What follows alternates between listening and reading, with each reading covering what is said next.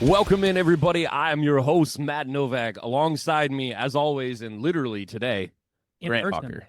Always. Not always in person. Not always, Always here. just always here. He's always here. Right. Dude, let's start over. That was horrible.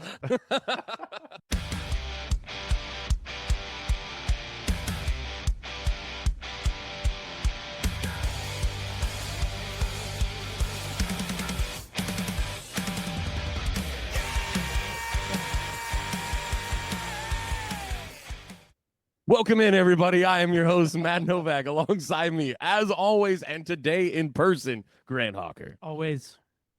I do not care for that hand gesture. On the third mic, Jameson DeFore. Final Four, baby. Mike, it was a tough weekend. My good buddy Mike Connor joining us tonight. I am in mourning. Black loafers, black pants, black shirt. Like, I'm full on. I just got the Niners hat for the podcast, but otherwise I had my black fedora on this morning too. So I'm complete mourning. So I'm sad. Let's just leave it at that. Grant's already witnessed this. Be straight honest with everybody. Not wearing 49er gear, that is not on purpose or anything. But I actually made really good peace with this on Saturday night. So I'm excited to talk football today, but I knew going in, I said this in our group text immediately after the 49ers to beat the Eagles. I was like, dude, we're going to lose next week, but that was awesome. For me, that was icing on the cake that I felt the 49ers kind of deserved after the suckiness of all the injuries was beating the Eagles. There's three teams that I love beating, like genuinely love, and I love beating the Eagles, and there's nothing better than beating the Eagles in Philly. That's awesome. And then beating the Cowboys is fantastic. And, of course, anytime we get to beat the Seahawks, that's a big win for 49ers fans. Yeah, I'll take the one I got. It's all good. I'll take the one I got. And man, those injuries were obviously too much. We're going to get straight into that one today. I think that's just where we start.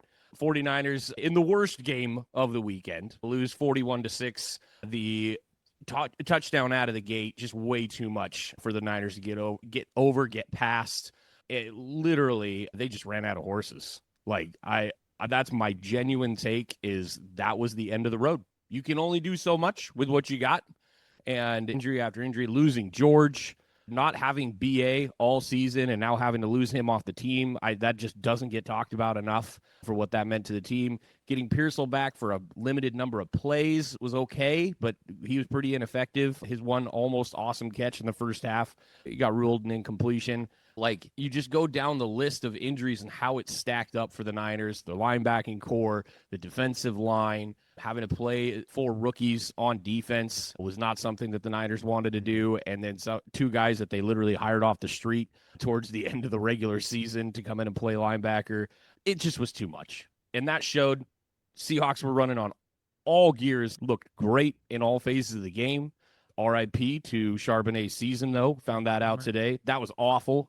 My daughter witnessed me jump up off the couch because everybody knows this. As much as I don't like a team, I love football players. I'm for healthy football. Yeah. Healthy football is the best football. I don't wish we say it all the time here, but I don't wish injuries on anybody. So hated that Charbonnet had that happen. I jumped up and went, no, come on. We don't want that. Not at all. I was so hopeful because, he went to the medical tent, saw him go out into the locker room. Yeah. But then there was a shot where he was back on like the bike on the sideline. And so there was that. And then when Mike McDonald, sounded like they were optimistic. Mike McDonald after the game was like, oh, we're optimistic. When I heard that, saw him on the bike, I was like, hopefully maybe he misses a week, but hopefully it's not what it is. But yeah, that's a bummer. They said significant knee injury, but I think Schefter now has clarified it's ACL. So The way you got to view that, and especially we were chatting about it earlier, same with like George Kittle injury. When you get a significant injury this late into the season, you're pretty much, as a team, you expect not to have them this next season. They're not in your offseason plan. So anything you get from them is a bonus for sure. Yeah. Bummer. But for me, I said in our text thread too, like out of all the positions on offense, that's the one that you can stomach the most because you got 2 starting caliber running backs there. Obviously, Ken Walker has kind of made a resurgence the last 4 or 5 weeks. Great this last month. Yeah, them actually getting rid of Kennedy Palomalu has been a huge bump for their run game for them. So he looks like a different person. So it's not the worst thing. Obviously, it sucks. Having that 1-2 punch is obviously the most ideal situation going into the potentially two important games of the season. But yeah, definitely bummer for sure. And something to watch there, the ball security that Charbonnet provides. The dude's never fumbled Not once. in his Crazy. career. I did not know that until about a month ago. I saw the stat come up in one of the games that I was watching of your guys, and I went, ever? Yeah. In his career. Not once. No. There's Yeah. 0 fumbles. Bummer. And so, yeah, that's a huge loss. But again, in looking at that game, I will say this, and Mike's probably going to agree with what I'm saying. I've been saving this for now. Kyle Shanahan in that game played coached the most panicked, scared way I've ever seen him coach. When the touchdown gets scored right out of the gate and they go down 7-0 on the kick return, which was a brilliant design. Anytime you are on special teams and you get to run past your blocker, that's bad. That something is about to happen. And I believe it was Seigel coming in on the near side on the camera, shoot past his guys, and I went, uh-oh, they set something up. And then I saw Shaheed go through a truck-sized hole there in the middle of the field and went, oh, no, immediately. Also, did not like Pinheiro trying to trip him, by the way. Not a fan of that. Yeah. Love Pinheiro. Yeah, I get that it's your you last sent a text ditch. out right away. I do not care for that. Yeah, that's ugly. I don't know why you That's do that. Bush League. That's some A-Rod running to first type garbage, just for the record. Don't like that at all, even as a 49 fan. And I think Pinheiro's a stand-up dude and did an amazing job, and I hope he's our kicker for the next 3 seasons. It's a panic thing. It was. You freak out, you panic. They asked him about it, and he goes, honestly, if I get him down, he doesn't score. And he goes, I understand. But it's a 15-yard penalty, and maybe it's a field goal, not a touchdown. I mean, you take that. I don't blame him for doing that. There's probably an element of that.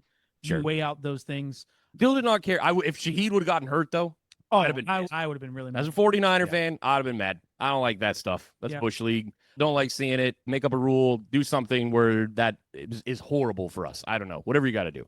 But no, after that, I watched Shanahan go in and genuinely, what are we doing going forward on 4th down? We're barely across the 50. What are you doing going forward? Yeah. That's dumb. We are a field position team. That's what we do. And there was no need to do it right there. And then giving up 3 on a short field. Darnold didn't have to do anything. Literally, they just ran the ball until they got close enough and kicked it. Threw it like 13 or 14 times in the game. Yep, it was dumb. And then on the next possession, they're like, all right, we got to rip it down the field. Starts throwing. Ton just was a very uncharacteristic oopsie. He's been a great catcher of the ball. I actually led the Niners in receiving yards in this game, and gets one popped on him. And before he let Niners down 17-0. And I said this to Grant also earlier today, but what kills me about Shanahan is he won't also come off of what he does. He's not going to let Brock just spread it out. The only time we ever saw him do that was against Detroit. Worked out real good. I don't know why we didn't do that again. Actually, I know why we didn't do that again. Because Brandon Ayuk and Debo and George Kittle were not on the field this weekend. That's why. Yep. They just don't have the horses to run with the secondary of Seattle. You give us the full stable right now. If BA is playing in that game, George is out there. We're running Jennings. Marcus is our 3rd, maybe our 4th. If Pearsall's completely healthy, CMC's in that backfield. Juice is coming out doing what he does. Yeah, that's a game. Sure. But in this context, it was not going to happen. And that was really frustrating to watch Kyle not take the opportunity when he was down to just go for it. Yeah, I knew that this game was probably over, not even before the kickoff return, but when on that 4th down, when it's like a speed option with the fullback. I hated it. I was like, that's a terrible play. That was Preach, Mike. You're already going into your gadget plays in the first quarter, and then also trying to do the reverse flea flicker thing again that gains like a yard. I was like, you're already in your bag of gadget tricks here, like already trying to panic. Yeah, that's just what it read to me 100%. I was like, it's panic. That's the only way they can try to win right now is to try and get a play like that kind of won them the game, obviously, the week before in Philadelphia. But when I saw that, I'm like, yeah, I think we're going to win this, and it's going to be ugly. Yep. Yeah, I mean, I felt bad for Shanahan in that moment, though, because that was a late timeout call. Like, they had already basically ran that play to execute. And the fact that the whistle didn't make it to midfield that's on the ref. It is on the ref. Yeah, that's on the ref. It was probably because it was so loud that because the play call that if you see it, Mike McDonald called it before that play. There is no Rams were not gifted that. Or no, I don't disagree. No, I think that's just a horrible mismanagement. Shanahan tilted a little bit. Yeah, I think that kind of tilted him a little bit right there because that was the exact play he wanted. They did the whole play, so it's not like you can try to like we didn't really get the play off, like whatever. Like they called the timeout before we got the snap. cool, like we still have this in our pocket. He used exactly what he wanted to use, and I think he got a little flustered. He was definitely pissed off. And then he comes out with this weird, let me give it to use check and have him do like an option. I'm like, I didn't love that at Yeah, all. the speed option right from the right hash, you just don't Yeah. have the space to get there's no CMC space. around the corner. Like that's because by the time Juszczyk is pitching the ball, CMC's out of bounds. Like he's like right there. So if they had flipped to the play, they may have had a chance to get to the edge because they needed what, like the 1.5 yard or whatever it was. So like I don't mind the play call if it's flipped, but from the right hash going right, speed option like that, I'm like, eh. That's Like, the thing you learn that's from real- playing like NCAA football on the PlayStation Yeah, 2 like, back in you're the day, just where it's like- like, I can't run this play. I'm on the opposite hash. I got to flip it. Yeah, It's the that big was center really field, yeah. fundamental. Yeah. And maybe he's trying to be cute. He's, they're not going to expect us to go to the outside from the short side. But there was just too many guys over there. You had your split over there. So there's an extra cornerback already plugging those holes. It just was not a good play call. I will say, to your point, he really did. You get down like that, and he's, we got to score points really fast. But I was like, yeah, but we're only like 3 minutes into the game. Like, we don't need to score really fast. If you look at it, the Seahawks score 17 points, and then the Niners go down. And if they had just taken their time and like really scored a touchdown, and then they held the Seahawks and then scored another touchdown, that's a game. But instead, they get out of his bag, so they have to kick a field goal. Then they still hold the Seahawks, and then they come back down and score another field goal. If those were touchdowns, like, this is a game, right? So he gets out of his bag, he gets out of his element. Towards the end of the game, when they let Purdy kind of start running around doing whatever, it was too late. At that point, he's desperation player. He's making mistakes. The interception was just him trying to play hero ball at a point where it was just too far gone. Like, you're just so far behind, and that defense is too good to go that far down that fast and not change up your offense somehow and try to do things different. So back to your point, like, it's just too good of a defense to not completely change things and show Seattle something different. It's just the way it is. Yeah, and we've seen really the only times this year, to make this point pretty obvious, the only times this year that Seattle has given up large amounts of points. One game was the Rams in loss, and think back to the Bucs game. That's that like shotgun throw out 3 wide. We're running 5 routes, minimal protection. Offensive line's got to stand up here against their 4 strong, and we got to break that shell. That's how you beat the Seahawks. Yep. And I was waiting for that to happen. Like, when you go down that 10 points, let's say, and you're coming back, I thought that was the most wide open it was when Tom just fumbled. It was only like, 4 plays? But genuinely, I was like, all right, that looks wide open. That looks like you got a shot. And then Tom just does that, and I was like, okay, we're done. That's it. That's where I gave up. I'm being really honest. That was where I gave up. That wasn't Tom. I sent the text as soon as Tom just fumbled that ball. I sent a text. If they score a touchdown here, it's over. We can't. No team comes back 17-0 on that Seahawks. The margins were razor thin for the Niners, and to have that go that way so early, it was just. There had to be a specific way. Like we talked about, there was a path for the Niners to win, but it was a narrow path just based on the team and who they were playing for sure. And I think Matt was talking about it, like with Brock Purdy too. He ran behind the line of scrimmage 413 yards. 413. Like behind the line of scrimmage. Yeah, I saw that stat. Yeah.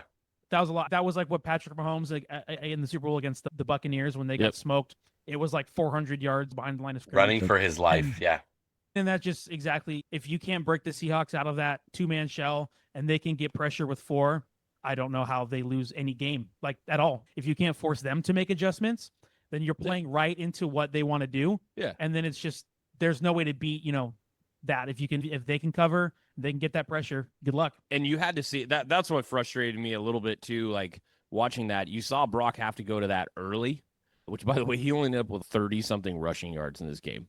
Yeah. Think about what he just said. He only ended up with 30-something rushing yards in this game. But when you see him doing that early, you're like, oh, we've seen this before. We understand, like, when you have a quarterback that's having to move this much, hey, we've got to get him to this point where we got to spread this out, because the offensive line, just for the record, for the 49ers, I think we gave up 2 sacks in the game. 2 or 3. It wasn't bad. But they were just getting pressure to one side. Brock was waiting for somebody to be open, but the Niners run so many underneath routes They legitimately just break the field up into into this zone like passing scheme where it's just so much underneath. There was nothing taking the top off. There was nowhere for him to just chuck a ball downfield. It was frustrating to watch that part of it. And I'm like, man, if you're just not willing to do it, you're not going to beat them. And winning football in the NFL is getting the other team to not do what they do. Yep. That's literally what you have to do. So you got to look at your construct and go, my construct that I like is not beating this. It's not going to beat this in this game. So what do we got to do different? And Kyle's failure to adjust to that and to just remain calm and be disciplined in what his game plan was, which I do think they were going to run DeMarcus over the top as much as they could and run and have CMC run a few down the sideline, run that Texas out, if you will, a few times, or just do the halfback go out to the side. We love that play on Madden, by the way. Whatever you could get going, and he just couldn't get out of his own head. And that was frustrating to watch. But again, this is all due credit to the Seahawks for just coming in and doing what they do and remaining poised. And it's also just a recognition that the 49ers were out of horses. And that's what that game is. You come in with that many guys that were supposed to be starting on the bench, watching games from home. And we knew we had been saying it all year long. No disrespect to them, obviously, to get where they were. Obviously, is an incredible surprise to all of us. But I think all of us, even Niner fans, would agree that eventually the money was going to be due, right? Oh, yeah. As much as it's been a cool story, like you can't reach the mountaintop with that many injuries, especially on the defensive side, and just some of the things that they were not able to do. Couldn't stop the run, dude. Yeah, you just can't. And you drafted Mike Hill to stop the run. Fred Warner's the best linebacker in football, and guess what he's really good at? Stopping the freaking run. Yeah. D. Winters looked like a shell of himself because he's been on the injury report like I think the entire season. And then Bethune, who'd been filling in for Fred's gone. You're down a safety this week, Jair Brown with a concussion. Like everything is just adding up. You can't stop this thing. And what we said was it will be going into the game. That's what we said that the Seahawks were going to have to do was put this pressure on the defense because that's what you can do. You got to be able to do it. And thankfully for Darnold, he didn't have to do anything in this game. No, literally nothing. A lot like the week. Don't 18, turn the ball over. A lot of week 18. It was the same thing. Don't turn it over because they could just run the ball. I think Darnold threw it like 20 times in that game, if even in week 18. Yeah. Threw it like 13 or 14 times in this one, and then obviously Drew Lock came in at the end of the game. I think they had the same. I think Seahawks had almost the exact same number of rushing yards in both games. It was 170 or so. Yeah, that's around the 175-ish. Yeah, and that was the thing. I was thinking that the way to beat the Seahawks, at least on offense, is make Sam Darnold beat you. And that's what the Rams are going to try to do this week in the NFC Championship. But so I think for all teams, that's what I thought the Niners would try to do a little more of. And maybe they tried and it didn't work out, but sell out to stop the run. Yeah. Sell out. Whatever you got to do, because Darnold is the liability on this team for sure. But if you can't stop the run, the Seahawks will not lose. If you can't stop the run, that defense is too good. It's the lack of those linebackers, right? There's no rotation on that. The defensive line is decimated. There's no rotation. So after the first quarter, this Niners team's gassed on that defensive side, trying to stop that run. So you're just like, we can't do this anymore. We don't have any backup players to come in and actually stop this. And that's what it is. And that's, like you said, Sam Darnold had 120 yards passing and a touchdown. That's it. For the whole game, he threw 17 passes. As a Seattle Seahawks player, that's exactly what you want to see the rest of the way.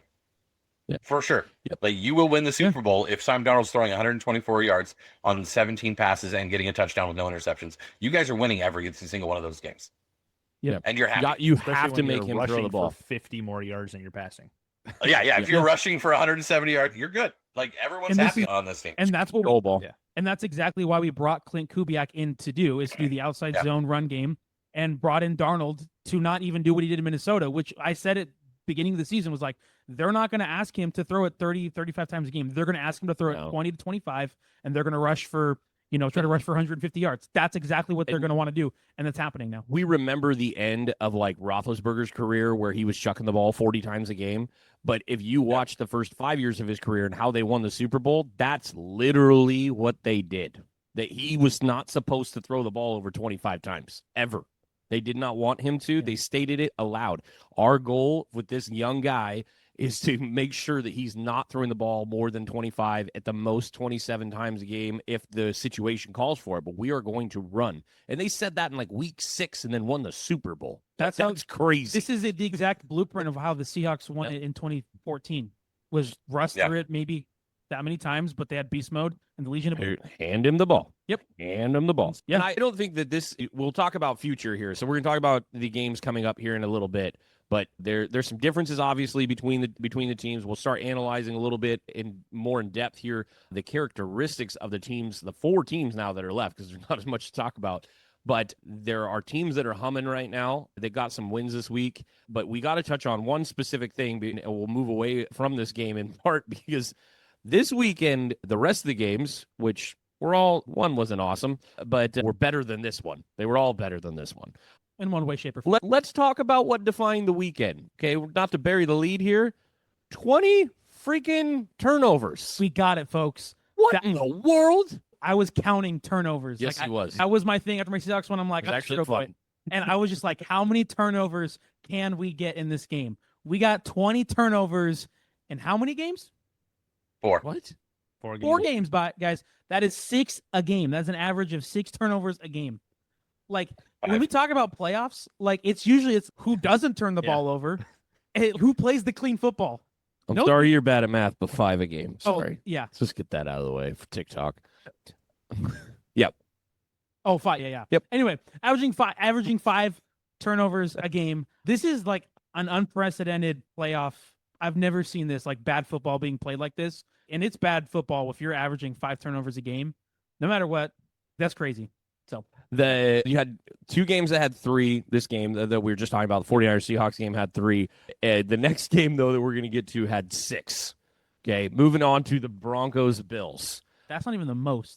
This game was This was the heartbreaker game for everybody involved. No one that is a fan of either of these 2 teams is happy right now. One of these teams lost their coach after this game. What a crazy game. Josh Allen owes a lot of people an apology. Maybe his coach most of all, since he's now unemployed. McDermott, we said, was the worst coach in the playoffs. We're like, he is. He's the worst coach in the playoffs. He has made so many mistakes over the years in the playoffs and handling this team as they get deeper into it. But this one, I got to be honest, guys, this was not on him. No. Josh Allen needs to own this game forever because this is his fault. You guys all saw what I saw. How do you excuse running the ball as an all-pro quarterback, an MVP quarterback like that? The ball out here in your hand while you're just 6'5" running down the field. Like, what the crud? You are a target all day, every day. You are the primary target for these people to hit. And then you're just carrying the ball like it's something that's not of value. Like, literally. It was so in dumb enemy what he territory. did. Yeah, in enemy territory. Yeah. Like, it was so bad. Every defensive player was licking their chops seeing that on the field. And Dude. There were guys Hey. ready to sacrifice an ACL to get to that. Genuinely, like, that'll make a career, man. He has to take credit for this. 4 turnovers himself I mean, in this game. That's bad. I had called it. Obviously, we cut up a reel of it. Would not be surprised if they lose this game that McDermott goes because of all the other playoff failings over the last. I mean, in his time they went 8-8 in the playoffs. I think 4 AFC championships, 0 Super Bowl appearances. I think he could have lost the AFC championship and his job. I Like, think genuinely. I think that's where they were at. Get it done or else. But yeah, definitely sucks for him because he's not the reason they lost this game. Yeah. I don't know. Josh Allen just folded. Like, we've been seeing everywhere. There's no Lamar. There's no Mahomes, the one guy who's sent him home all this time.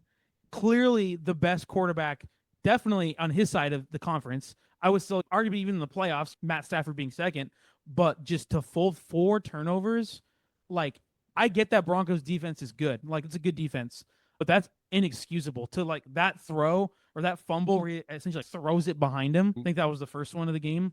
Like, that is, I don't feel bad for him. People do, but I'm like, dude, you gave this game away, dude. Literally, it's his fault. Like, He has owned it. plain sure. simple. Yeah, he did. We all saw the tear-filled interview afterwards, doing the presser. That was sad. Sure. A little sad to watch that you got to be out there answering those questions that quick after the game. Clearly very genuine. I think he probably knew what this meant for the guy, the only head coach that he's had.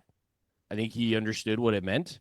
And yeah, that's great that he understood it in the moment. But man, just watching some of those passes, you're like, dude, you are trying way too hard to make this happen. Let it come to you a little bit. And I know that they were down wide receivers going into this game. He probably felt like he needed to play some hero ball, but James Cook was running the ball early. Great against this defense. Chunk plays out of the gate. They're moving the ball. It's going places. Like this, they were ready to go. And consistently throughout this game, they were scoring. He turned the ball over 4 times, and they still put up 30 points. Like, still. And I know I've heard from a few people like, imagine putting up 30 points and then getting blamed for your team's loss. And I'm like, yeah, because he handed some of those points to the other team. Like, he legitimately did. Yeah, because the Broncos scored 33 points. And they scored at least 10 of them, direct result of that immediacy turnover issue on him. That was a 10-point swing that went to him. This was a touchdown win for the Bills. If he tucks the ball right here, it's a touchdown win. Yep. They should have had this one in the bag. And then there's no overtime, and then there's no putting. Yeah. They talk about putting the outcome of the game in other people's hands. You don't have that call. Yep. That I'm sure we'll talk about here in a second. But yeah, if you take care of the ball, you will win the game. Yep. So we all say No punts, say by all the way. that. Yeah. The Bills didn't punt. In the whole game. This vaunted Broncos defense gave up almost 200 yards rushing, didn't make the Bills punt one time. Like, those turnovers lost them this game. And that is 4 turnovers on 2 interceptions and 2 fumbles by Josh Allen. Lost them this game. And people are like, man, but I was like, no, I don't think you guys understand. The game plan from McDermott and his coaching staff worked, and they lost this game. Yep. And look because who of he was Josh Allen. throwing to. Look who he was throwing to. nobody. Like the Yes. Broncos. My thing with this Broncos defense, real quick, before we kind of move on to the next big part of this conversation, ultimately, is I talked a few weeks ago about how like the Denver defense is good, but it doesn't have this ferocity that the Texans defense does. And I think this is literally exactly what I'm talking about, where you can still give up 30 points. Granted, it's Josh Allen, so I'll give you that. You're not going to hold him to sub 20 probably, but to give up 30 points in a game where he's throwing to Dalton Kincaid was his top target, who he's good, but he hasn't been like, I don't know, the tight end threat of the year. He's throwing, again, like key balls to Brandon Cooks on his like, 6th team, got picked up a few weeks ago. He just has nobody to throw this ball to, really. And you force those turnovers. I say force in quotations because you didn't really force those turnovers all that much. They were just given to you, especially the one, like the fumbles directly are like absolute killers, especially for field position's sake, because you're where you get to Josh Allen instead of potentially down the field on a pick. So you're getting typically pretty good field position, putting yourself in good spots there, and you're still in an overtime shootout. I don't know. Like, obviously, I think they're good. I think they'll probably give the Patriots some fits when we get there. But, like, this game should have been over at that rate much sooner than it was. But, again, Josh Allen, that was tough. It's also really hard to see a guy like Josh Allen getting that emotional because I think a lot of people do really love Josh Allen. But at some point, dude, like, I think the reason why we saw so much emotion is in the back of their mind, they definitely did believe that narrative that this was the year. Look who's not here waiting for us in this game or next week in this game. And here we go. We're losing this game. And that's just next week wouldn't have been a gimme, but geez, man, that would have been. And it's what the NFL wanted to, let's be honest. They wanted this was the toughest team left. This was the toughest team left. Get over this hump and you're there. Yeah. And when you score 30 on them still and you lose because of turnovers, it's just got to be. Yeah. May has not looked phenomenal. We haven't gotten to that one yet, but May has not looked phenomenal yet. We understand the Texans defense can't be the do-all, be-all. We learned that the hard way this week in Pick'em. But this was the tough team. The Broncos were it. They have the quarterback. They have the coach who's been there, done that. They have that defense that's been lighting people up. So, yeah, you win this one.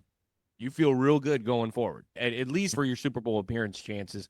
You Yeah. know, you were playing you're playing the true 1 seed. So yeah, that was very real. But we got to hit the part that everybody's losing their minds over. And I'm going to say right out of the gate, rightfully, because I don't know what the crud that was, but that's not an interception. I've been watching football my whole life, and when a receiver goes down to the ground, his knee hits, and he's being touched by a defender, he's down. That's the end of the play. That's how football works. It's 101. It's literally the end of the play. Hey, I'm going to disagree with you. Okay, so if that defender is running right behind Cooks and has his hand on his hip as he falls, as Brandon Cooks rolls and that ball comes rolling out the same way it went right into the defender's arms, that is an incomplete pass. That is not a catch because he did not complete the catch all the way through his roll to the ground. Now, you just add the defender on the other side of his arms where the defender and him are co-catching, right? There are rules for that. However, they're going to say no one had full control of it until that defender rolled away because that's just the way it worked. It was not enough time to complete the catch until that defender rolled away and stood up with the ball. And that's how they ruled it on the field. That's how the NFL has come down with it. And I will say that week 14, Aaron Rodgers call against the Ravens, where they said Rodgers had it and the other guy stripped it from him or whatever, that was a bad call. It should have been an interception that Rodgers did not catch. This one was an interception that Cooks did not catch. He did not have control of that ball as going into the ground. And that would have been an incomplete pass if the defender wasn't there. Here's why this is stupid. Here's why and I'm not disagreeing with your assessment of it at all. I am disagreeing with the outcome and what's being stated. If in this situation Cooks is a runner, that play's over. Play's over. If he is a runner, the play is over. So the distinction of catch of somebody taking possession in the NFL is so freaking minute and ridiculous, and they are threading the dumbest line and so inconsistent with it that nothing that we're saying actually makes sense. I'm just being really real with you. Like, I understand you're like, hey, this is what the rule book says. That's what this. They don't say the same thing every week. We've done this so many times in the last, what are we on, 5 years? They don't say the same the ground. thing. You have to survive the ground, and he did not. There are weeks he did not survive hitting the ground. I understand that you are using their defined term. I agree with what you are saying, but I have been watching football my entire life, and that has never once turned into an interception before right now. It's never happened. As I watched it, I said, nope, that's an interception. Before they even called it. As well. In real time, I watched that. I was like, oh, no, man, he got that ball. To me, it's also partially like the spirit of what that was when I saw it in real time was like that. I wouldn't call that a catch if I was like playing in the backyard. I would be like, what do you mean that's a catch? I have the ball right here. I rolled away with it. We both went up and caught it. I think there would have been a little bit of a difference where if, let's say it wasn't a rollaway situation, it was the arm wrestling. The DB kind of has the ball a little bit more than the receiver does, but the receiver had it in his arms first, and they're doing that thing where the tie goes to the receiver, sure. But it was, to me, like one fluid motion of going down, ball coming out as he's, ripping it and getting the interception. I thought that was. He has his hand. Like, to me, he has his hand on top of the ball when the defender has a hand on top of the ball when Cooks' knee hits the ground. He's in full possession when his knee hits the ground. And I would argue that Brandon Cooks never actually had possession of that ball. He never had full control of that ball. It was moving in his arms the whole way down. If he's going out of bounds, it's an incomplete catch because he doesn't have control of that ball as he goes out of bounds. Like, he just doesn't. It's like the catch-gather rule, basically. It's the gather rule in the NFL, where it's, when that one was a little BS, and it's sometimes just the way that it, like, flows as you're stepping, where it's like, that was actually a travel, that wasn't a gather step. To me, I was like, that wasn't really a completed catch. Like, and if it takes, I think the thing that really frustrated me in the moment is that they didn't show it. They didn't talk about it or go to review about it and like, give it a second to, let's actually take a look at this. They just called it. That's and then awful. I can see that. Yeah. It's a turnover. It's supposed to be automatic. It's a turnover. The NFL came out today. They actually did a quick review of it and said it was fine. Cute. It's a freaking turnover. It's a playoff game. Take 5 minutes. We don't care. It's You've potentially like the literally made last us play of the wait game. Yeah. Have you triple heard the this amount of theory time they where went on they that. wanted to get the game over a little bit quicker so more people could get to the next game? That was a theory I saw floating around. It was like, why? Oh, like, dude. because any sane person is like, let's take like a good 3 minutes or so and review this, bring the TV out, have the announcers do their thing, breaking it down. You bring in Gene Steratore or whoever, and you kind of go through that process. But they did the quick review, and a lot of people are like, this game was in overtime, and this NFC West matchup was kicking off in the divisional round. We actually just wanted to let's get it on. Come on. So I thought that Dude, was they're gonna like, watch football. It doesn't matter. That part of it. If that was a real thing, like that's the dumbest executive thing I've ever heard in my life because people are gonna I mean, watch. it's the only that reason game, it makes period. sense. You obviously should have taken more time on there. That's Yeah. the only thing that I could even think of other than incompetence, which I guess don't put it past them. But again, like as a 30+ year NFL fan, I want to say it one more time, and I don't care how old man I sound when I say this. You've never, in the history of the game, you have never made that call like that. Period. Like literally never done it. And I know the rules have changed multiple times in the last 10 years. I totally understand. We developed it. I'm thinking back to T.O. I'm thinking back to Calvin Johnson. I understand that the rules have changed over time, but that is wild what we're doing. Like, it just is insane. And I know that 8K makes a difference. I totally get it. I'm a 49er fan that watched Jerry Rice fumble the ball against the Packers 100%. And he did. And then T.O. makes his most famous catch of all time, and that one every year, but you don't realize that a couple plays earlier, Jerry had put the ball on the ground and lost the game for us. Okay. That did happen. But I get it. The 8K changes stuff. But honestly, like, I want to see continuity from call to call.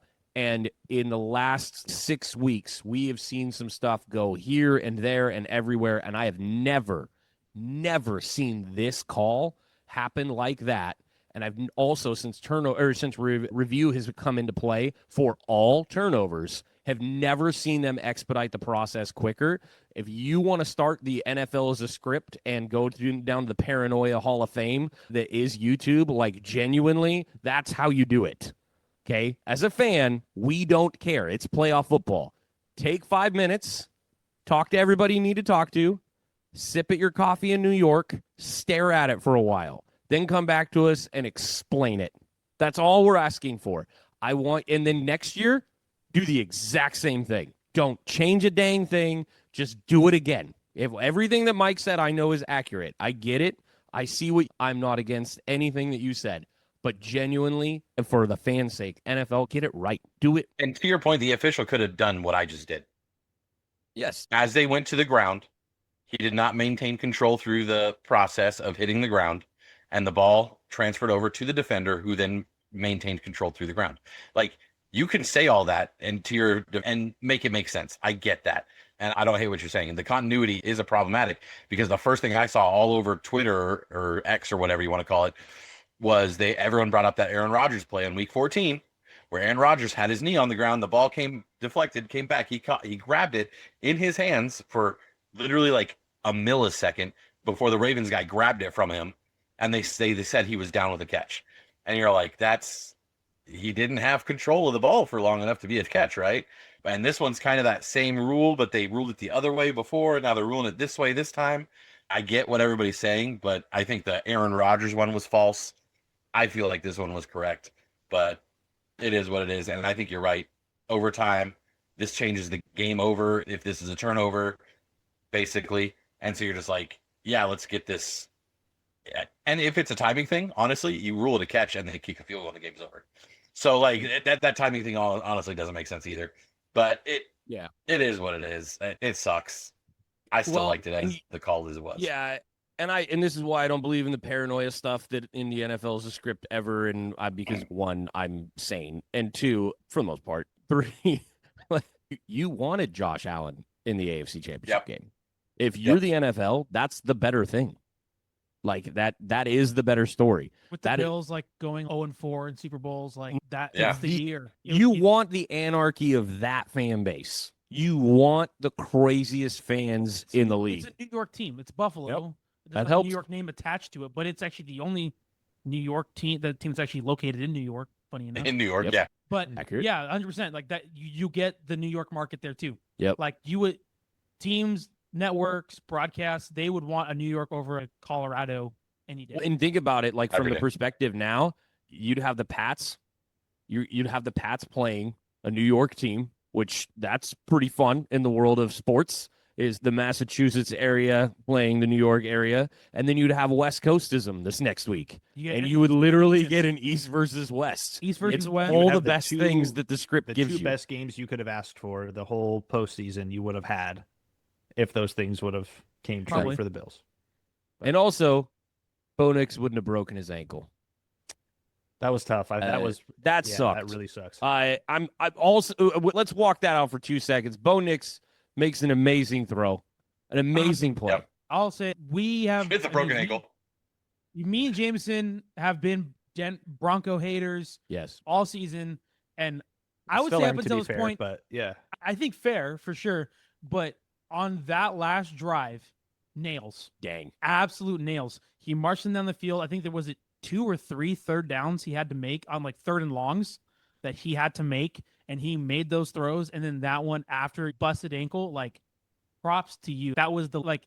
It's unfortunate that he broke his ankle Yeah. because now we're not going to talk about it. But that was like every player needs the playoff moment to like cement themselves as a franchise quarterback, top 10, 12, 5, Mount Rushmore. He did it. Yep. It's just unfortunate that we'll probably talk about it, but I don't see them advancing farther than this game this week, probably. So that's a bummer for them. But absolutely, props to him for doing it when the margins get thinner. That's what we wanted to see. Is like when the margins get thin and you're playing against tougher competition, can you deliver in the big moments when you need a touchdown on a field goal? And he did it. He delivered exactly what I have been waiting for this whole last 2 years. Yeah. And here we are Duck fans, Yeah, and 100%. we love Bo Nix. But and people can be like, "Hey, he led all of these comeback wins," and I'm like, "Okay, let's do the math on who he did most of those things against." That's pretty obvious. Okay, Yeah. some pretty weak teams. The Raiders come to mind where he The needed to Giants. pull out. Those two teams were competing for the number 1 pick Yep. a So few weeks ago. hate on us all you want for those takes, but like we were waiting for him to dominate teams like that. We were waiting for him to beat down on bad teams, and he's having to play hero ball, backyard style against bad teams. Yeah. And here he did it against a genuinely good team whose defense has not been fantastic, but their weakness was against the run game, not the pass. The secondary was legit. The secondary was legit. By the way, Tre'Davious White, that is pass interference. Okay, just for the record. And Clear pass yeah. all day, every day. obviously. That is The first one was questionable. The first pass I'm interference on talking that- about the that was lose his really mind questionable. moment.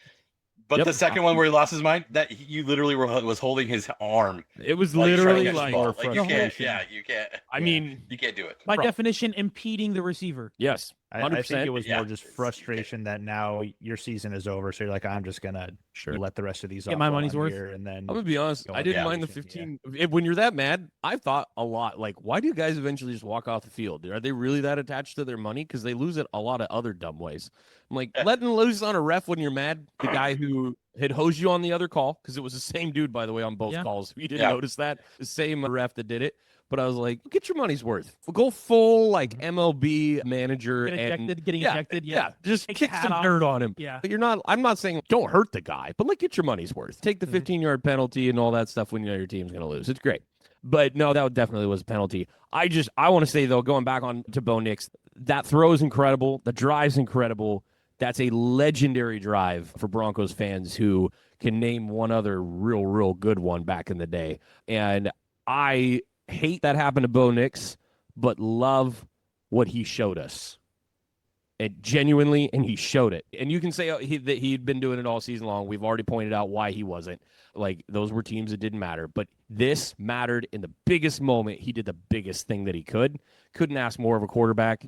Also, reminiscent of a certain quarterback that played for the Eagles, by the way, who also had a massive injury and then went and scored on the next play. That was pretty dope. A little throwback to Carson Wentz. Carson Wentz, yeah. So can Stidham go full backup quarterback here and get a dub? Did you see that Nick Foles commented on it? Oh yeah, as he Yeah. should. Yeah, and he's talking about the Patriots have a hard time against backup quarterbacks in Yep. the playoffs. He knows a thing or two. Yeah. Oh my gosh. Except I he mean, hasn't taken a if they snap run the in Philly last special- 2 seasons. If they run the Philly special next week, I'm just saying, with Jarrett That'd be Stidham, hilarious. if Sean Payton pulls that out, I have become a Sean Payton fan forever. I just want that noted. Hold on. I think it's warranted. Yeah. I think it's warranted. Oh, he's so dope if he did it. James But Morrison? yeah, Stidham hasn't taken a single snap, and Jameson, this was in 2 years. Yeah. In He hasn't NFL taken a football. single snap in 2 years. I was actually looking at how like, that's because tough. I was like, would they run the Philly special? He's 6'3". I was like, maybe they would. I love the confidence that Sean McVay had, or not Sean McVay, Sean Payton has to be like, he could start for all these teams. Watch, pretty much. He's like, watch him do it. Yeah. Like, you got to instill the confidence in the guy as you stand behind your players at the podium and do that. But to not take a snap in 2 years, Bro. against a really good, a well-coached team. I mean, We'll the bonus- say, The bonus, though, is that the Patriots don't have tape on him. That whole, yeah, they got, the only tape they have that's is a like big 2 deal. years ago. Didn't he play for them? Yeah, but it's completely So they probably have some tape on him. well, completely different. but- Completely different. Yeah. and- I know, it's a and- different and new regime. scheme, you know, new That was scheme, fun. all that kind of stuff. I hope that part makes the cut. But so yeah, it does. Flip Suck. it. It does suck. The Broncos, you got to win this game. If you don't win, you go home. It's not like in the regular season where it's I take a loss to keep this guy around. Yeah. So That it defense does could suck. be good enough. If that defense comes out and plays like they have sometimes this year, if they come out and ball out truly, as long as Stidham doesn't turn over the ball, Sam the Darnold. Broncos have a chance. I Like, mean, just play the honestly, way- that's really what Yeah, it is. throw it 15, is 20 times. Yeah, if they can have a game plan where Stidham just does not turn the ball over, this could be a game with a backup quarterback. And it's heartbreaking in the same sense when we watched Brock Purdy go down in that championship game against the Eagles. But the difference is Stidham's got a whole week to prepare to be the dude. In our championship game, Brock Purdy went down in like the second drive, and it was like everyone was like, "This is terrible. This is terrible football." I think with a And week, Sean Payton and gets Sean that whole week Payton, too. yeah, Sean Payton with Like, a I know whole who week I with have this Stidham. week. Yeah. We'll see what we got. And We'll take into account, though, like to your guys' point here, Drake May, second most sacked quarterback in the NFL. Benito is hungry. Okay. Yep. And he is a premier edge. They get it Drake done, May's also though, had the with most more than fumbles in just the him. league on top of that. Yep. So this gets really interesting when you take that into account, what Mike's saying there about the defense. Like, it genuinely gets really interesting. I think that defense was honestly seeing, as Grant said earlier, clearly the best overall quarterback in the NFL that can beat you with both ends in Josh Allen this last week, who just didn't have his best day. But let's go and look at what they did against every decent quarterback that they faced. And I think the math is going to go into that defense's favor pretty clearly. That's how you ended up as the 1 seed. So if they can harness that, by the way, I was also really glad to see that Surtain didn't go down with a permanent injury. That was terrifying. Yeah. Love watching him play football and was super glad he made it back out there. But you have a shutdown corner. Patriots don't have the elite wide receiver. Just doesn't exist on that team. Drake May has played pretty iffy ball in the playoffs here. In the last and couple weeks of the season. last Dude, couple I mean, weeks. It's been the last 4 games, I think. Yeah, he's Really? and like he as much as in that Texans game, Stroud turned it over just an obscene amount of times. Drake, the Patriots also gave it away quite a bit. And again, if they had just a competent offense to take advantage of the times that the Patriots even turned it over, that game probably plays out different. But it's just because the Texans were so inept. But Sean Payton, offensive guy, they've got the pieces, and he can absolutely scheme something up to take advantage of. If that Broncos defense can do what the Texans defense did to the Patriots, which is possible. I think Texans are on another level than the Broncos, but I think the Broncos are. Broncos did have the most sacks in the league. They have, though. yeah, I mean, I think they were still a top Yep. 5 defense overall. I just think some of the gaps between the 1 and 3 are That's fair. massive. Yeah. There, but they can absolutely put themselves in position to get themselves some short fields, and Sean Payton can take advantage of that for sure. And he may have another weapon this week because Dobbins just had Oh, is he? his practice window open today. Dobbins and Harvey backfield. Remember that Dobbins he led the team in rushing still, despite that injury and missing the big chunk of the season that he did. Yep. Harvey clearly right now serves his team better as a pass catcher than he is a forward runner. Mhm. That's been evidenced throughout his time as the lead rusher here for the Broncos since Dobbins went down. But if Dobbins is back in, if that's real, and he's there for Sunday, I'd be real interested in where that point line ends up. And I think it's going to be to the Broncos' favor if Dobbins is playing. If not, this is probably a straight up pick 'em. And it's at home, right? That's the thing that you Yeah, like. so you You're get the at home. 2-point Mile swing high. because of that. Yep. Yeah. Yeah, but I think Dobbins takes them from a 2 to a 3 in terms of the point swing. I think that gets really real for this team. So that's going to be really interesting to watch. But when you take that defense with all those sacks and the second most sack quarterback in the NFL this year, who does have a hard time sometimes making decisions because he's still young, It's a recipe. It's a recipe. Yep, absolutely. Sean Payton can clearly see that he needs Sam Darnold this week, if you will, out of Jared Stidham. Yeah. And not a whole lot more. That's not what he's going to ask for. I think we're shooting for 20 to 22 times throwing the ball. A lot of just quick here and there's, third down, easy conversion. They're not going to ask him to dissect two deep safeties. They're just going to say, hey, man, you got these two options. If it ain't there, throw it away. We're punting. Keep drives alive. Try to. Yep. We're going to play field position. We're going to push them back, and we're going to rely on the best defense in the league when it comes to getting after the quarterback to get it done. If Just your don't pull defense CJ can Stroud. give you, and if your defense can give you even 6 points off of like field position, where you can just hand the ball off, chew some clock, kick a couple field goals, and then give them the ball back and say, okay, try again, like that might even be enough to swing that game. Because I do think if you're having to drive the ball down the field constantly with Stidham, you're probably in a rough spot. But you don't have a Will Anderson necessarily, but you have some great pass rushers in Denver. And as you were saying, Matt, like Drake May, not only does he get sacked, but those strip sacks have been, I think, coming after him a little hotter than maybe he expected. And if you can get one of those inside of the 30 of New England, and you can, flip just the field. hand the ball off. We're not going to ask you to move the ball. Just keep it here. We won't have to punt. We'll kick in a field goal. It'll be great. We're at home. We feel good about that. Yeah. It's gonna be nuts. By the And I way, will say, Drake May is playing like year 2 Josh Allen, right? He's still mobile. He's still making great throws, but he still makes mistakes, and he holds the ball a little too long. And all of those things come into play, right? It's, like you said, he's young. His skill set is very much Josh Allen-esque, but he hasn't got that training yet. He's not there yet. And I think you're going to see that. I think we've seen that come out in the last part of the season, and we've seen that in the playoffs, right?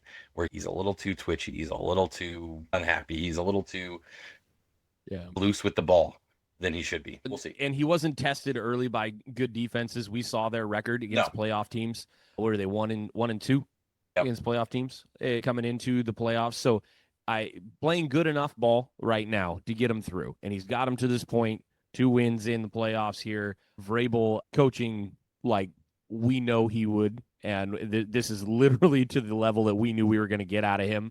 And so, yeah, it'll be interesting to see how they kind of dial things up this week, because Drake is going to have to, I think, be a step above clearly where he has been to get another win. We'll get into that a little bit more in a moment, but we need to talk about the funniest game of the weekend, because CJ Stroud is allergic to holding onto the ball. I don't understand what happened, because we loved him. Like, we loved him the last couple of years. We were so disappointed what happened to his receiving core last year. We were like, oh, that sucks. They got decimated. What the crud just happened? I think he's a fluke. I don't, until I see otherwise. Like, that rookie year is like an aberration. Like, he's been buns, straight up buns since rookie year. I don't know what it is. I don't know who their offensive coordinator was at that point. I don't think it's the same guy. Bring him back. I don't know. Make some sacrifice to something. Whatever it is, Houston Texans fans, you got to figure it out, because I mean, you legit could start with an think O-line. That'd be pretty great. The O-line's O-line would bad. be really helpful. that O-line is terrible, but also he made really bad decisions in this game. Like, just some bad throws, like rookie, like I think we said in our text thread, like rookie mistakes, like trying to get the ball out of your hands, like the Max Brosmer play as he's getting tackled to the ground, like chucking it up into the moon to see if someone will catch it. He like threw it like 50 yards in the air and barely even made it back, and it was intercepted as he's going to the ground 20 yards behind the line of scrimmage. You're like, Just that is sack, literally bro. the most. Eat the sack. At that point, you're just like, what are you doing? Plays over. What are you doing? Yeah. That is literally a rookie play. By the way, it's Bobby Slowick, who is currently interviewing for the Eagles job, of the OC job Texans there. bring him back. They fired him He wasn't because very of good Stroud's last year at all. regression last year. Oh, okay. Yeah. Oh, Yeah. okay. So They fired him for that. I don't know. Go spend a lot of money on an offensive coordinator, because you don't You got DeMeco Ryans. You got the defense figured You know what out. I did the here? defense is. What's that? I would love this personally. Mike McDaniel, Yep. Yeah, Shanahan. with Shanahan D'Amico tree. Ryans. back Yep. up the Brinks truck, and you have that defense, and then you have a guy who's at least going to be like, if he could scheme something up with Tua, I do think CJ Stroud is obviously better than Tua. Yeah. I think he's just broken right now because of that offensive line. And in this game, it's not helped that he doesn't so bad. have Nico Collins and Schultz goes out early. They're down to just a few guys. Listen, their And- top 3 pass catchers missed this game.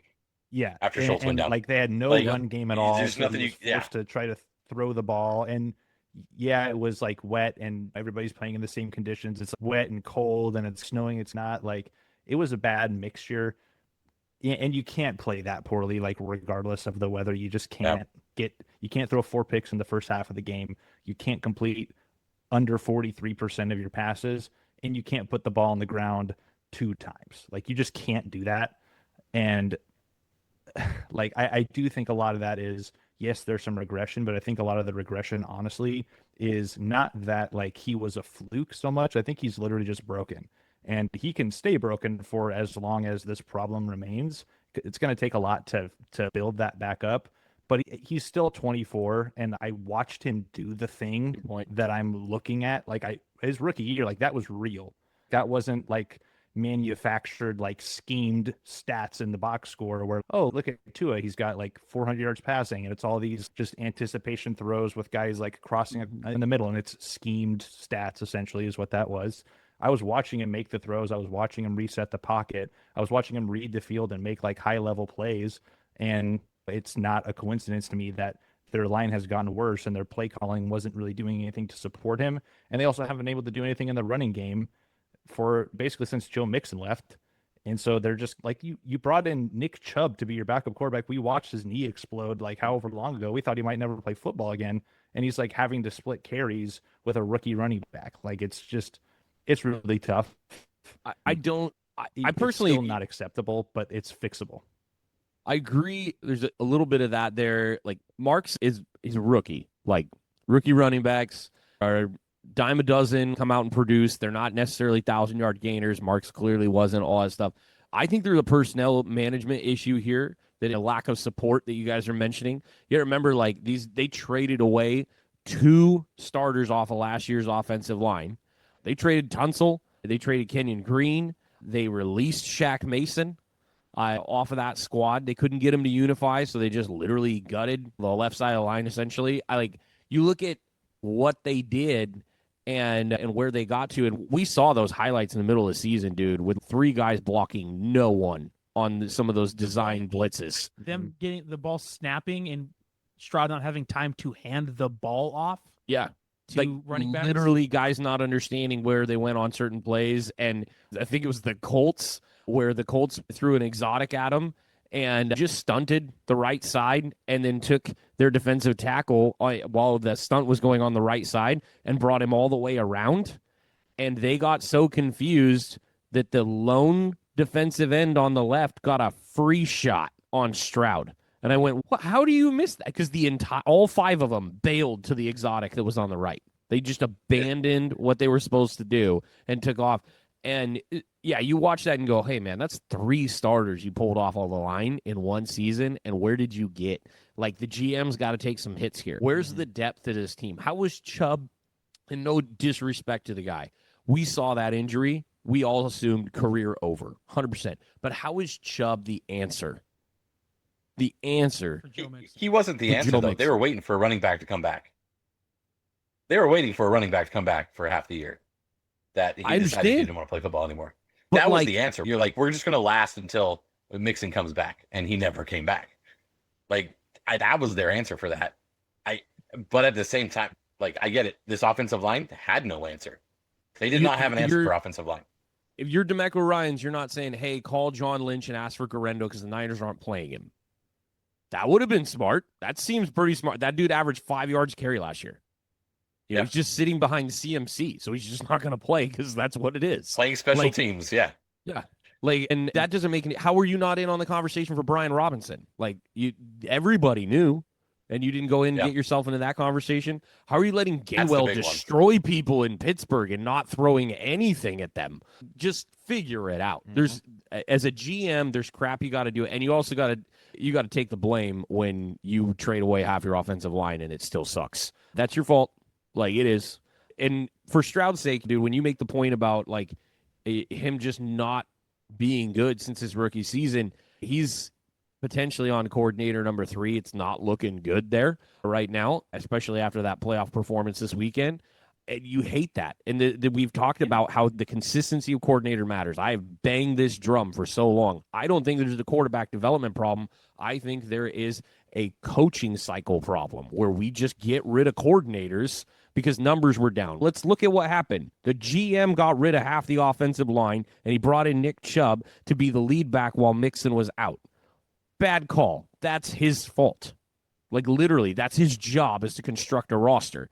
Real good job with the defense. Did a real good job over there. Don't know what you're doing on the other side of the ball. I think, too, that's part of the issue, right? When you have a quarterback who is talented, C.J. Stroud's talented, not saying that.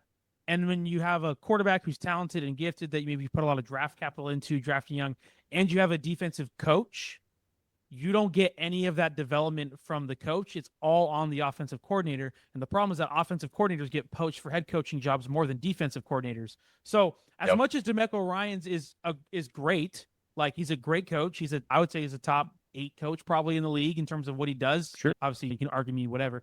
But if you don't have the offensive guy, the development won't happen. And that's why people like a McVay, a Shanahan, Andy Reid, they have so much success because the offensive mind is what stays. It's the defensive mind that goes. Obviously, with some of these guys, they also stay for a long time. But that's always the issue. You got to hit on the offensive coordinator. It's so important for these guys because otherwise they're the ones that go and get the jobs.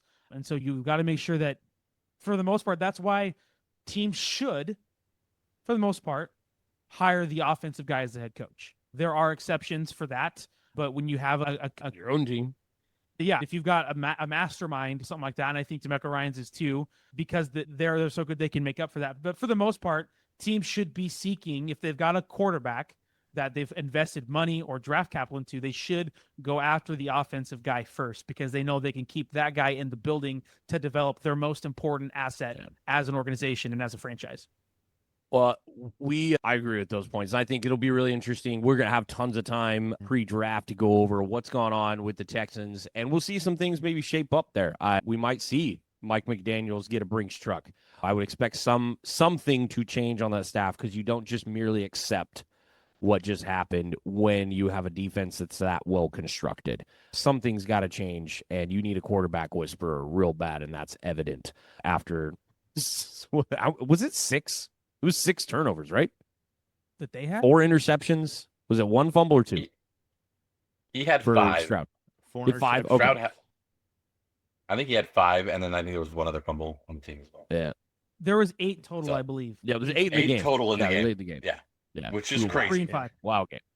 I got to say, I want to get to, in my opinion, and no offense to Denver at all when I say this, the best game of the weekend, in my mind, was the last game of the weekend. The Rams come out on top 20-17 against the Bears. This was classic football. Okay, we got into overtime. There is bad weather everywhere. Kicking becomes a cross your fingers rather than an assurity like it has seemed to be in the NFL during the good weather months of this season and for the teams that play in domes. And I loved all those factors being involved in this game and how it shaped up. I texted you guys in overtime. I saw the big completion from Stafford, and I said in there, I said, let's go steal their souls. Yeah. Because that is what was coming, and you knew it.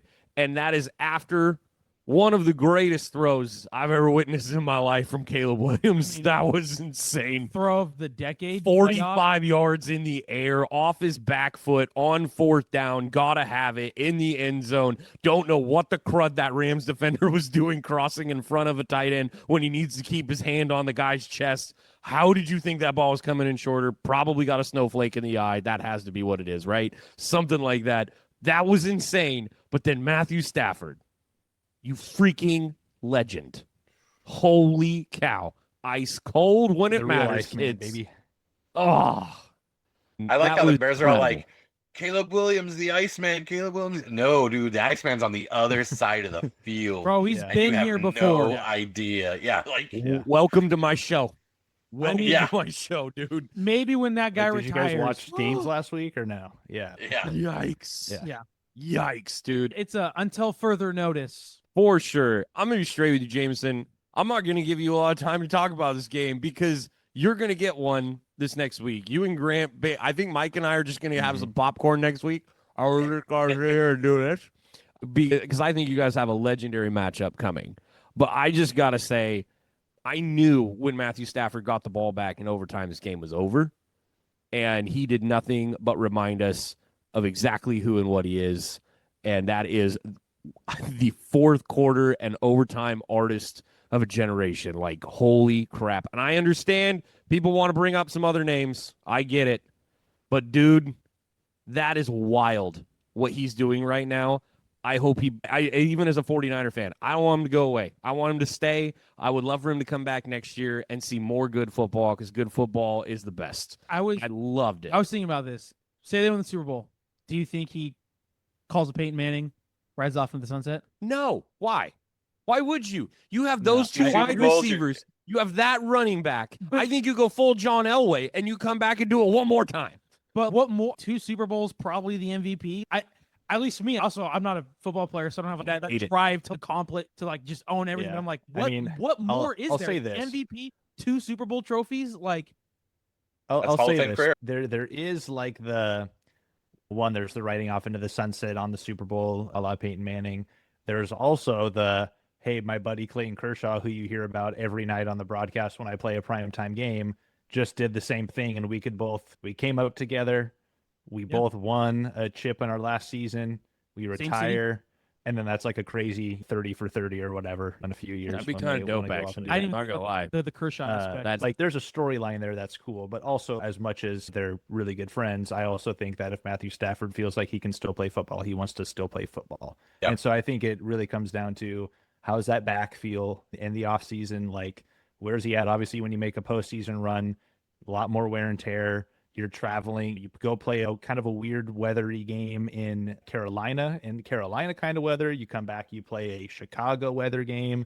Now we're going to go up to Seattle.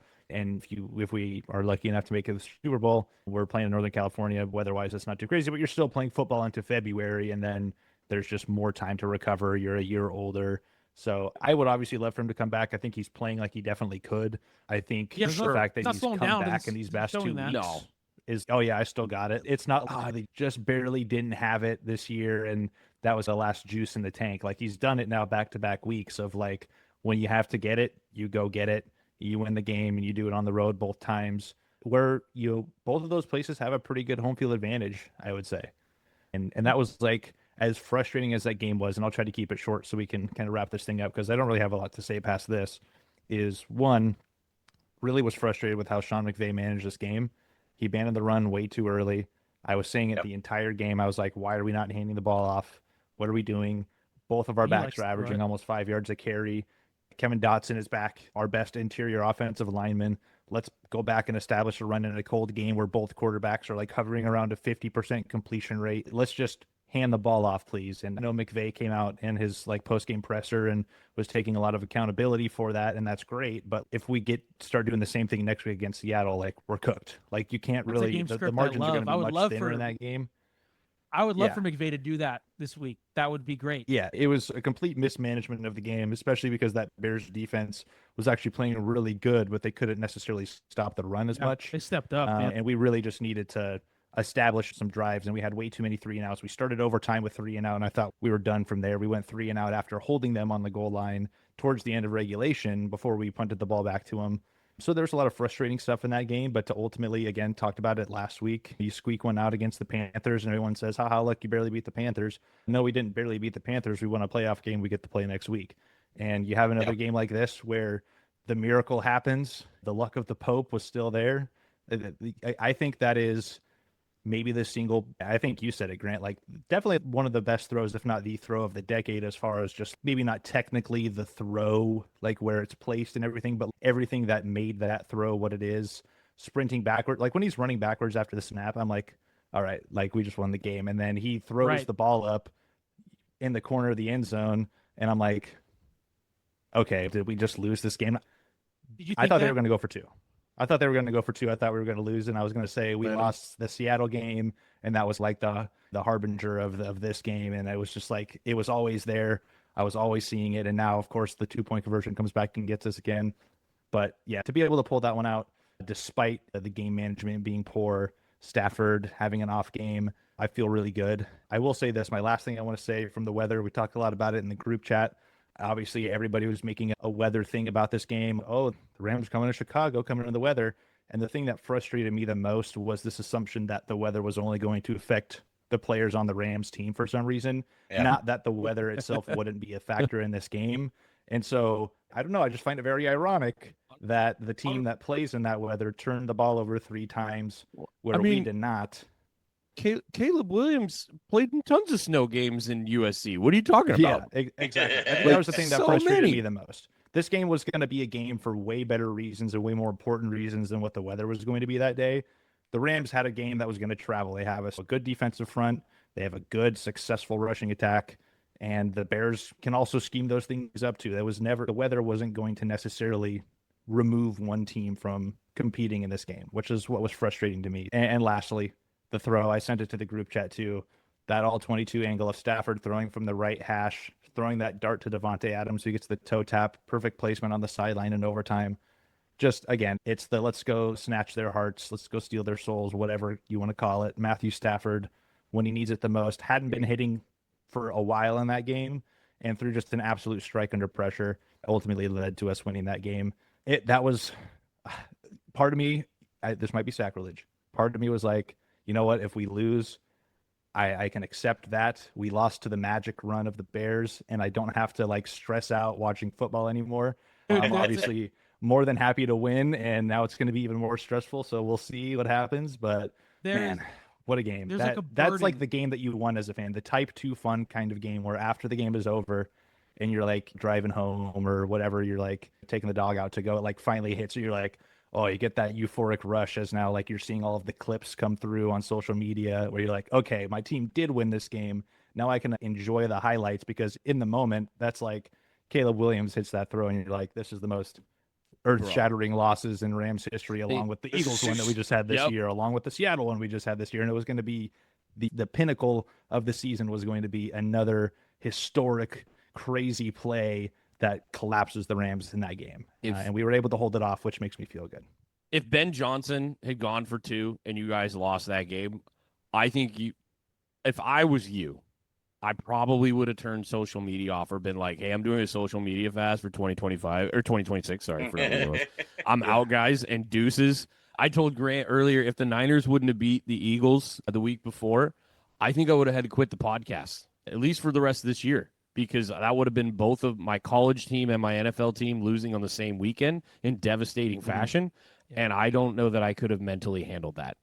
Yeah. I'm just being really real. Yeah, no. So I feel that, but I also understand the nervous energy. I am that way for like 3 days before a game, especially. Mike starts getting all my hopeful text messages on, like, for this one, it's probably on Wednesday, where I get like super hopeful about things. I'm look, this might happen. Like, oh, look, that might happen. And Mike, this is amazing.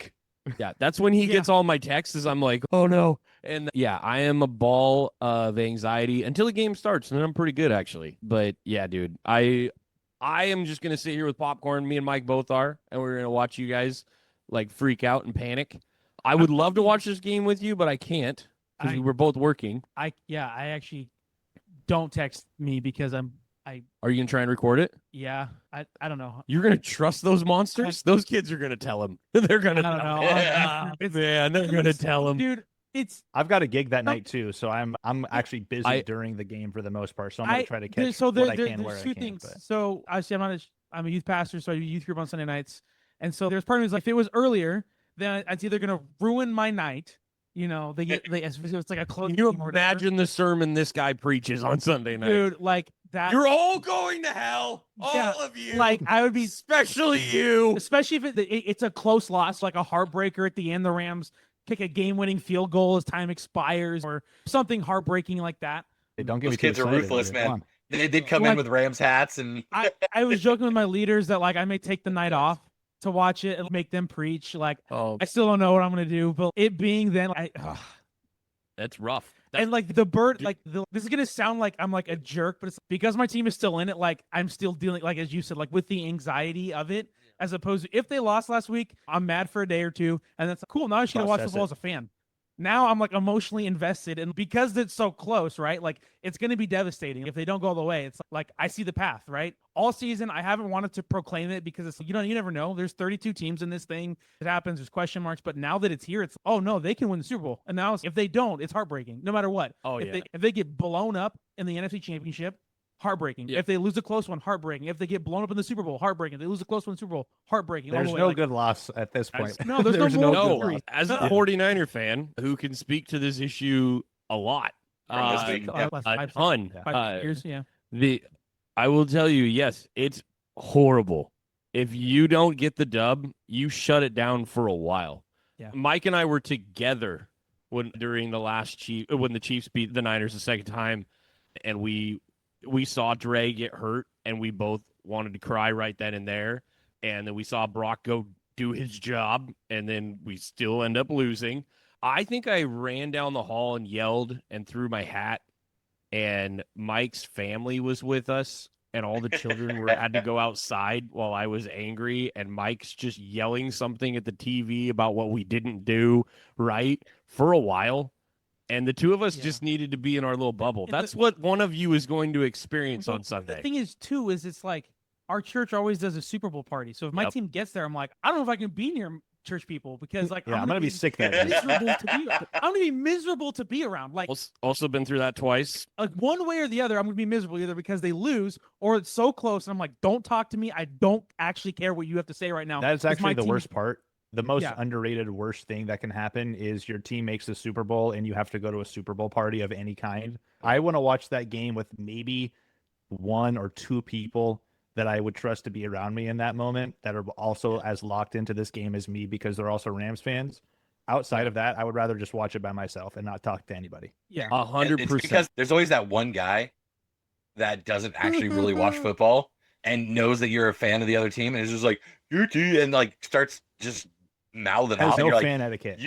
It has no like at all. You're like, dude, you don't even care. Why are you trying to razz me so hard? I'm all about talking trash. Really do. I'm all about talking trash, but also like any fan who has been there knows how bad it is, and you have to save any of that trash talk. You got to give it like a week, depending on the game. You got to give it like a week, maybe two, maybe even until the draft. You have to give a buffer of like when you can bring that up. I think because the worst thing that can happen is you get a text from somebody making fun of you after your team just lost and is eliminated in the playoffs or something. People who don't you just don't get it. Like you've never been there, you wouldn't understand how. Yeah, you would not. And I've dumped some people on social media. 100% did it because of the messages they sent me after my team lost. Yeah, I had the most vindictive student. I'm gonna tell you two quick ones. He was a Chiefs fan, and in 2019, I had not spoken to this kid in 6 years. And in 2019, my team goes to the Super Bowl early 2020, and we lose to the Chiefs. I literally hadn't said a word to him. He went off into the military, did a whole bunch of stuff. Like, we just completely lost touch after I moved away. And this kid sends me his message and goes, hey, I think I remembered that you were a 49er fan. And he's a grown adult now, okay? This kid's 23 years old. He's been in the military. He's seen some things. Okay, he has more important stuff to worry about in his life. He found everyone he thought was a 49er fan and sent them messages, and he was like, your team sucks, go Chiefs. Oh. Also, never once did we have a conversation in 2 years about football. So, garbage. Hate those types of fans. They're the worst. Also, the worst human beings in the world are 8th grade boys or girls. Doesn't matter. I have had that experience many times over. I know my students watch this. And yes, I am talking to you because you and your friends do things like this. When Kyle Williams fumbled in the playoffs for my 49ers, a very famous play that he did not make, I was watching the game with some other people I worked with at a church, and I actually had DVR'd the game, and everyone knew that. I told everybody, please don't tell me. This is a big deal to me. Win or lose, please don't say anything. My team loses by 100. I still want to be able to watch the game. Let me be. And everybody, take that away from me. In the moment, everybody was chill about it. This little jerk sat in the back of the room and did the math. Matt's going to take this much time to go home. He's going to hit play. Then without commercials, he's going to get to here. And 3 minutes of game time before Kyle Williams fumbles that ball. That little jerk tells me, Kyle Williams fumbled the ball. Your team lost. I don't know if he's alive right now. I don't know where he is because I definitely unfollowed him on social media. But I hate that kid so much to this day. That is I hate him. an impressive amount of, that's like D1 hating. Yeah, That's that's S tier hating. Yeah. Yeah. He that's thought it was the funniest freaking thing he'd ever done in his I life. respect the hustle, like 100%. The hustle I respect. Like to be like, I want to ruin this guy's day, so I'm gonna do math to ruin this guy's. You had to day. use an abacus. And to hate. honestly, That's that just like kid how was you know like a it's next C level. student. Like he sucked at math. I don't even know how he did the math. That's Get that. impressive. Committed to hating that much, where I'm gonna go No. through all that, but that's impressive. Yeah. Yeah. Talk about Pick'em. Brian, wherever you are, I hope you have a successful life and you're doing better things than you did in 8th grade. All right. Look at the Chiefs now. Yeah, let's get to pick them really quick. We're going to run through it in an expedited fashion because I have to. Last week, we actually gave up some points to our guests. Y'all So stole we are winners. increasing Yeah, the some of y'all were points picking the as we- Bears for some reason. I did not. I did. was a There- big there Bears were- fan, There's some humans but doing some things. not vote for them. We did have a tie again on point differential, and it was again on the Rams game. That's happened both weeks so far, where we had one tie. But this last week, the guests made up some ground that we were up by 14, 14 after week 1. We were up by 7 this week, so it is now currently 63-56 going into our last 2 weeks of playoff pick'em, us versus the guests. We're going to run through this week's picks really quick. I'm going to highlight theirs, and then I'm going to ask you guys for yours. We need to get the winner and score. The points moved up last week to 2 and 5. So if you got the score right, you got 5 points. If you guessed the winner, you got 2. Okay, so that's how I did that. And then with the tie, we give all the points. Both teams essentially getting 5 points for that game. That's how I do that if it's ties. It doesn't matter if we give it or we don't. We just like to have more points involved, so we did that. All right. But this week in our 2 matchups, we have the Patriots against the Broncos. Patriots traveling on that one. And then the Rams traveling to Seattle in the other for championship weekend. Brittany is taking the Pats 28-20 and the Rams 30-27.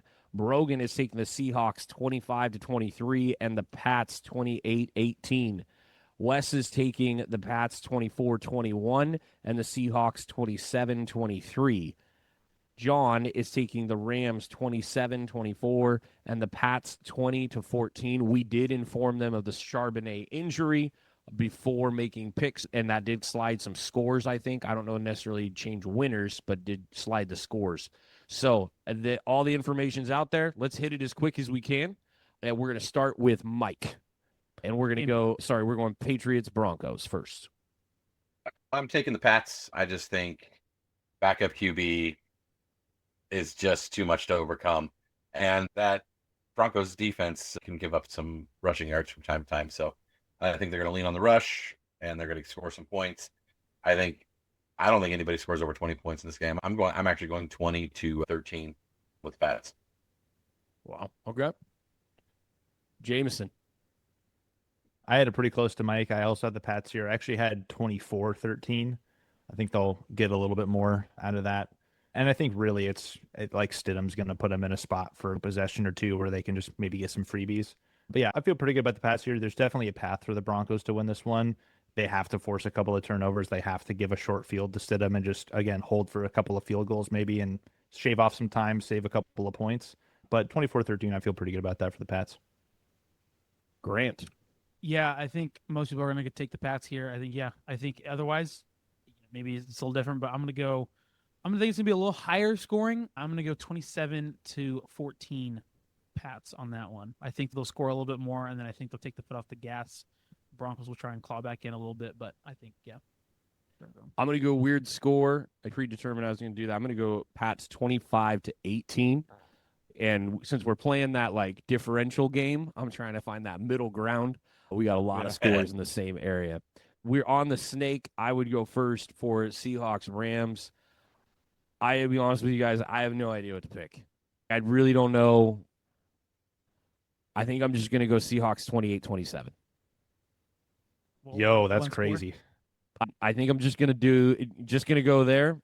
And I don't know that the Seahawks, I don't know they're going to score that many points. I have no idea. Guys, I literally know nothing here. I don't know which coach is going to get this one done. It's going to be a crazy game. I really do believe it's going to be super back and forth. I'm just going to take the Seahawks as a home field. That's the only thing that's in my head. Sorry, my bad. That's Grant. Two things. I'm sure maybe somebody has seen it. Do you guys know how close these two games have been? Like for these teams? Yeah. Yeah. The Rams scored Separated by like 58 1 yard. The Rams have scored 58 points. The Seahawks have scored 57 points. The Rams have 830 yards in this game, and the Seahawks have 829 in the two games. It's literally a 50-50. So you're making me feel great about what I just said. Dope. It's a 50-50. Obviously, I mean, I got to take my guys. Where at this point, you got to believe in your team. Got the home field. The other thing that I'll say that to me has been, I think the Seahawks are peaking at the right time. Even with an injured team, to beat a team in the playoffs in the divisional round by 35 points, no matter what, is impressive, even if there's so many injuries. I think the Rams have shown some weaknesses in some of their games lately, losing to the Panthers, losing to the Falcons, where the Seahawks have just foot on the pedal the whole way through, the rest of the way since that Rams game. So I think I got to take my guys. I think that they have the recipe to win. I'm going to take them to win 28-24. Oh, okay. He didn't disagree with me. All right, Jameson, hit it, man. I know what you're going to do. Yeah. You're going to be who my you question are. for you here, though, for the sake of the rules, 28-27 was literally the score that I had in my head as well, but it's for the Rams. But it's different teams. So does that You're work? good. You're good. You're good. Okay. Yeah. Because I'm also going to because- say Rams 28-27. That was the first number that popped in my head, and it was for the exact reason that Grant listed off That's there. hilarious. Separated by 2 points in that matchup, essentially. Both games ending on either a missed field goal to lose the game or a 2-point conversion to win the game. And so I think it's going to be a bloodbath. It's the three-peat. It's like the classic like boxing match where it's like you got the winner here, you got here, now we got the 3 match right here. Let's go. It's going to be a great game. I truly do think whoever comes out of this is probably the most likely to win the Super Bowl. And an underrated element of that is both of these teams, if they win, they get to stay on the West Coast for the rest of this, including the Super Bowl. So I think there's a pretty good advantage there for either one of these teams. You said it also in the group chat, Grant. I pick your poison coming out of the NFC. Do you want like maybe the league's best defense, or do you want maybe the league's best offense?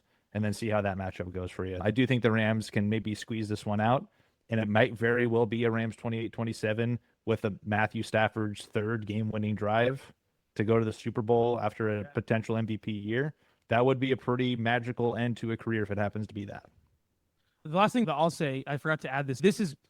This to me has, since the first Seahawks-Ram game, to me this has felt like these two teams have been on a collision course for this. To me, this is what it's felt. These teams, to me, have felt like the two best teams in the league, not even in the conference, but to me, these two teams have, to me, shown more. And the Rams have the best offense in the league in terms of points per game at 30.5, I believe is what they've scored a game. And the Seahawks have the best defense at 17.2 points allowed a game. So it's an unstoppable force meeting an immovable object. Like that's what it is, and it's what's going to give. And one game was a low-scoring one, and the other one, it was a shootout, and some weird flukiness happened for sure. So I don't know what I'm going to get because the two games couldn't have been more different in like how they ended.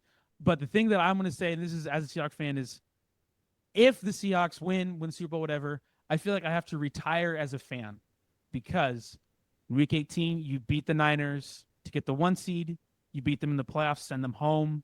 You beat maybe the Rams to go to the Super Bowl and to potentially play the Patriots and get a rematch To beat the of Super Bowl Patriots, 49 and to do it in Levi Stadium.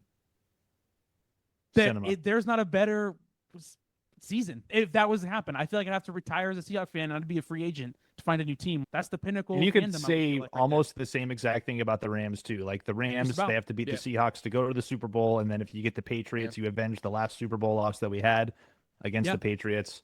So yeah, there's a lot of good Also- storylines here. And watch Jared Stidham like somehow ruin them. That would be hilarious. That would be funny. That would be funny. In my head, by the way, just thought this one.